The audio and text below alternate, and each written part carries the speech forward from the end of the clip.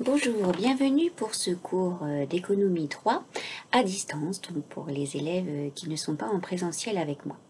Donc le chapitre 42, les obligations des contrats pour les élèves de TGA2, ça correspond à votre chapitre 40.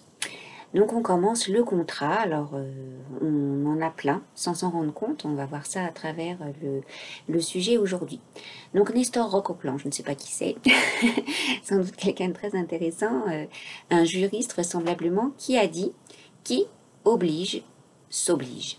Effectivement, si vous obligez quelqu'un à faire quelque chose, on parle en tout cas au niveau du droit, eh bien vous aussi vous êtes obligé envers cette personne, c'est-à-dire c'est ce qui illustre ce propos.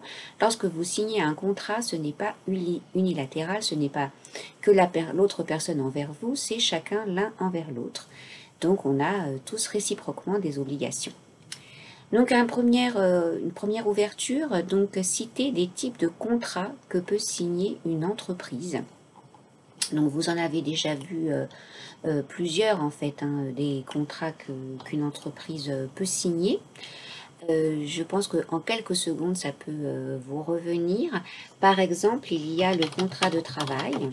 Ça, c'est un contrat donc, qui lie l'entreprise avec ses salariés et les salariés envers l'entreprise. Je vous rappelle, c'est réciproque.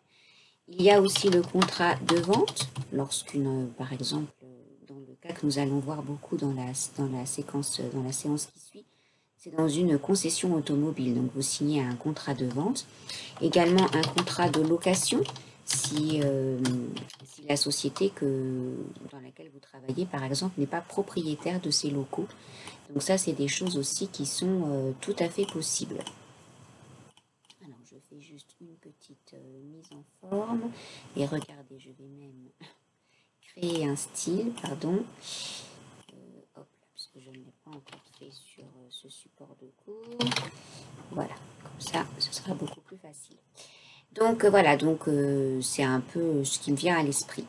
Donc la formation du contrat de vente. Ce que prévoit le Code civil, article 1128, sont nécessaires à la validité des contrats. Le consentement des parties, leur capacité à contracter, avoir 18 ans et ne pas être placé sous tutelle. Je vous rappelle, on est parfois placé sous tutelle parce qu'on n'est pas capable de prendre ses décisions, par exemple comme pour les personnes handicapées. Un contenu licite et certain, par exemple un contrat ne peut pas prévoir la vente de drogue, l'objet doit exister et être légal. Article 1130, l'erreur, le dol et la violence vissent le consentement lorsqu'ils sont de telle nature que sans eux, l'une des parties n'aurait pas contracté. Alors, effectivement, on ne peut pas violenter quelqu'un pour lui faire signer quelque chose, voilà, et on ne peut pas mentir sur ce que l'on vend. Donc là, on a des petites situations, je vous disais, pour l'achat de voitures. Et donc, il faut mettre si le contrat est valablement formé, c'est-à-dire s'il est vraiment possible, et sa justification. Donc, je coupe la vidéo et puis on se retrouve pour la correction.